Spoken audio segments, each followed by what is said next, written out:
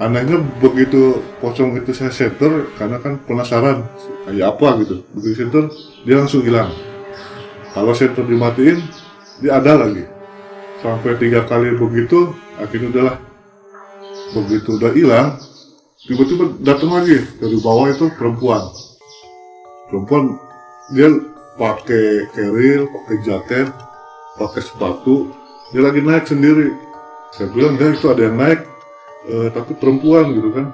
Ah masa gitu. Dia itu pokoknya lihat aja gitu kan. Terus bener tuh, semakin dekat, ditanya sama si Angger, Mbak kok sendiri aja katanya gitu. Dia bilang gitu. Cuma begitu ditanya, itu si cewek itu nggak nengok. Dia cuma tatapannya lurus ke depan sambil pegang senter gitu. Biasanya kan kalau orang naik mall itu kan pandang ke bawah gitu kan, senter ke bawah. Ini hanya lurus ke depan, senter juga ke depan. Dan setelah dia lewat itu, mungkin namanya tiba-tiba bau menyengat sekali seperti bau bangkai gitu, bau bangkai. Jadi orang itu pakai parfum apa gitu. Begitu dilihat di center, ternyata orangnya udah nggak ada. Nggak, kita lari aja, langsung lari lagi tuh, dari atas lari lagi. Karena saking paniknya, kita lari. Dan pada saat lari itu, tiba-tiba si Angga itu terjatuh. Karena si Angga itu posisinya ada di belakang. Tiba-tiba dipanggil, dia manggil, Pung tunggu katanya gitu. Dia bilang, saya jatuh. Begitu saya deketin, mungkin barangkali ini yang membuat dari sekian kejadian itu yang bikin saya udah nggak bisa bergerak lah gitu. Tiba-tiba di samping sebelah kiri saya itu, hanya mungkin jarak sekitar 2 meter, itu nenek-nenek, ada sosok nenek-nenek, semuanya serba hitam, rambutnya itu panjang, dan itu matanya itu sebelah kanan itu merah, tapi di samping pelipis matanya. Jadi sosok si nenek itu rambutnya tuh sangat panjang sekali, matanya itu ada di sebelah pelipis dengan cahaya yang merah. Dan pada saat saya melihat itu, tiba-tiba si sosok nenek ini maju melayang, dan tiba-tiba semakin ke atas itu dia semakin tinggi, dan rambutnya itu masih di bawah gitu, masih di tanah. Dan begitu semakin tinggi, saya lihat dia sudah nongkrong atau berdiri di sebuah pohon besar. Di situ ada batang pohon, dia berdiri di situ. Itu rambutnya itu sampai ke bawah juga masih panjang gitu. Dalam kondisi yang mencekam seperti itu, akhirnya saya tarik si Angga, ayo enggak, kamu harus bisa, kita harus kuat, kita harus pulang ke rumah gitu kan. Akhirnya kita jalan itu kita menuju pos, namanya pos kuburan kuda. Ketika sampai di pos kuburan kuda, si Angga itu tiba-tiba berhenti. Kamu lihat nggak di sebelah kanan ada apa? Begitu saya lihat, saya juga kaget gitu. Ternyata yang saya lihat itu sekelompok orang yang sempat ikut di belakang itu, yang jumlahnya banyak. Ini ternyata ada di situ sedang tidur baris gitu, dengan kondisi tangannya itu seperti ini, wajahnya sudah pucat, udah nggak bisa berpikir apa-apa di situ. Akhirnya saya juga nggak cerita ke Angga apa yang saya lihat. Kita langsung turun lagi ke bawah, langsung turun ke pos berikutnya. Cuma saya lupa pos apa itu. Pokoknya langsung kita tuh dalam pikiran tuh hanya pengen cepat pulang gitu, pengen ke rumah, ketemu keluarga lagi gitu. Akhirnya tibalah di sebuah, ada saung di situ, kalau nggak salah namanya pos Leweng Datar kalau nggak salah. Sampai di situ itu udah mulai lega itu, sebetulnya udah lega karena pos itu udah lampu-lampu pedestrian udah kelihatan, dan memang ke base camp Bupor juga udah dekat gitu. Nah pada saat di pos itu, tiba-tiba si Angga itu diem, duduk di di gubuk itu kan ada tempat seperti kayu, dia duduk di situ, dia diam, dia nanya yang dilihat di pos kuburan kuda itu apa, katanya, kamu lihat apa, katanya. Saya ngeliat orang-orang tadi lagi pada tidur gitu kan, lagi gejer tidur, cuma kayaknya seperti kayak orang mati gitu. Kok beda ya yang saya lihat ya? Emang kamu lihat apa enggak gitu? Dia bilang itu di situ tuh batu nisan semua, batu nisan, semuanya berjejer dengan namanya masing-masing, dan di situ ada yang dari Bekasi, dari Cirebon juga ada, dari Indramayu seperti yang disebutkan pada saat kita pertama ketemu itu di situ. Cuma anehnya si Angga ini masih nggak mau, dia masih pengennya, katanya nanti saya pengen di sini dulu, katanya gitu. Ayo nggak, sedikit lagi sampai Bogor, saya bilang gitu. Cuma dia tetap nggak, saya di sini dulu sebentar. Emang kenapa gitu kan, kita bentar lagi nyampe Bogor gitu, ketemu teman kita gitu. Kamu ambil senter pegang, dia bilang gitu. Coba kamu senter ke sebelah pohon yang ada di atas gitu.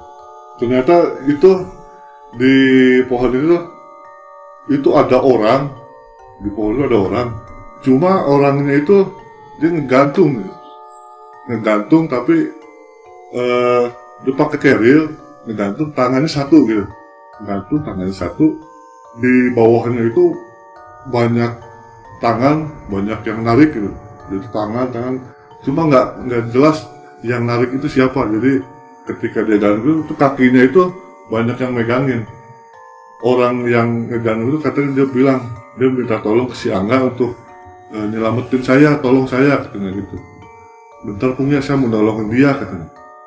Jadi saya bilang, wah ini gak bener, udah gak, jangan ngaco, udah ayo pulang gitu kan. Enggak, saya mau nolongin dia, katanya. Udah jangan ditolongin, udah kita pulang aja gitu. Dengan sedikit memaksa saya tarik lagi tuh bajunya, udah nggak, ayo tarik, kita pulang gitu kan.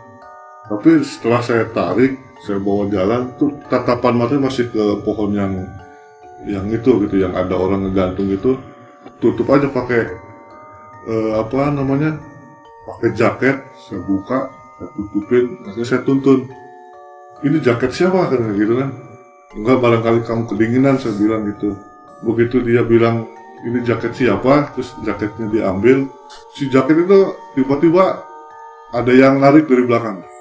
Ternyata si orang yang ngegantung itu ada di belakang. Di belakang itu saya nggak lihat, cuma si Angga lihat gitu. Kamu siapa gitu kan? Bisa minta tolong saya, bisa mau pulang gitu. Seperti tarik, itu namanya jaket tuh, yang satu dipegang, satunya melayang gitu. Tarik-tarikan gitu. Jadi kata si Angga, dia bilang orang itu minta tolong gitu. Minta tolong, jangan dulu pulang, tolongin saya gitu. Itu di belakang saya banyak yang narik saya. Enggak, saya nggak mau, dia bilang gitu. Saya tarik terus si Angga, saya tutupin lagi pakai jaketnya. Jaket begitu diambil, ya gampang gitu, maksudnya kok saya nggak kayak tarik-tarikan gitu. Saya tutupin lagi mukanya, saya bawa lagi. Nah begitu sampai di Bogor, kita bangunin teman-teman. Ternyata teman-teman bilang, si Juki semalam ngelindur lagi, katanya gitu, dia ngigau gitu. Emang ngigau apaan gitu.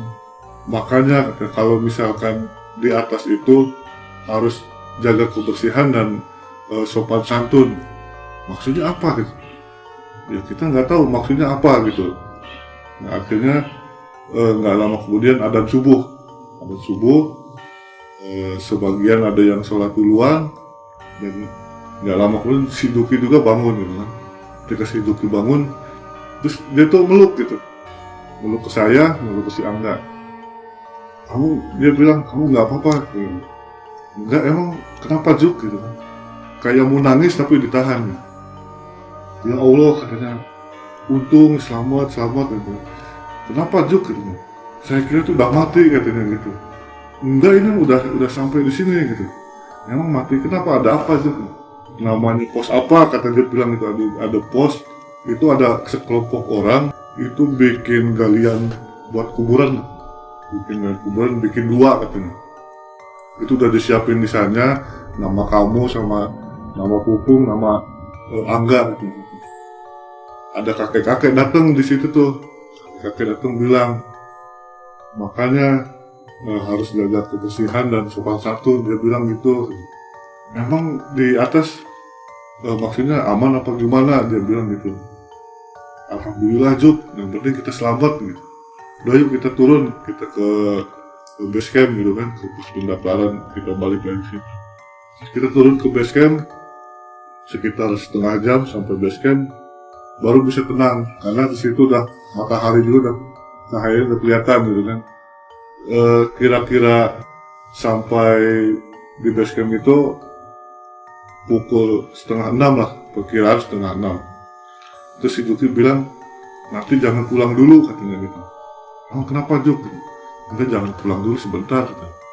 Semalam saya ngimpi itu ada kakek-kakek katanya yang bilang suruh jaga apa namanya, jaga kebersihan dan sopan santun. Kamu harus mandi katanya. Sebelum pulang kamu harus mandi. Emang harus mandi Juk? Iya udah, turutin aja katanya. Akhirnya kita berdua, saya sama Angga tuh mandi.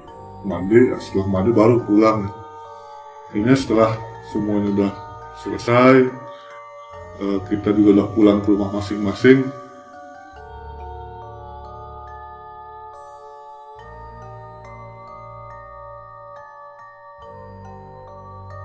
Akhirnya kita kumpul tuh di rumahnya salah satu teman kita namanya Ahmad.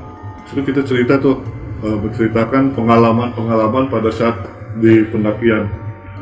Terus saya bilang ke Juki, emang waktu mimpi kakek-kakek itu bagaimana katanya. Dia bilang, ya saya tuh mimpi katanya, waktu kamu naik, kamu diikutin banyak harimau. Terus ada kakek-kakek tuh, sama kakek-kakek itu diusirin satu-satu. Juk, kalau boleh tahu kakek-kakek ini seperti apa sosoknya? Jadi pakaiannya serba hitam, celananya itu nggak sampai ke bawah sih, hanya sekitar segini di atas mata kaki. Jadi celananya di atas mata kaki, dia pakai ikat kepala. Ketika di perjalanan tuh ngikutin si kakek itu tuh, nanti kalau ada harimau lagi sama dia diusir katanya dia begitu. Kalau nggak salah saya juga ketemu sama kakek-kakek itu, wujudnya itu sama serba hitam. Nah itu rambutnya putih, cuma segini Juk, kira-kira sebahu lah, tapi nggak terlalu panjang gitu kan. Itu saya lihat di jalur pada saat turun, dia cuma pernah bilang, udah langsung aja lanjut gitu kan. Nah pada saat turun itu kakek-kakek itu ada di samping jalur, dia cuma ngeliatin kita cuma lewat, nggak ngomong apa-apa lah gitu.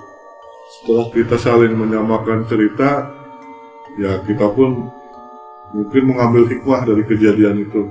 Mungkin ada kesalahan dari, mungkin kita ada salah-salah kata atau barangkali buang sampah sembarangan mungkin, atau bisa juga dari diri sendiri yang sempat konflik pada saat di atas, jadi mengundang hal-hal yang ya barangkali mereka itu sehingga jadi mengganggu gitu.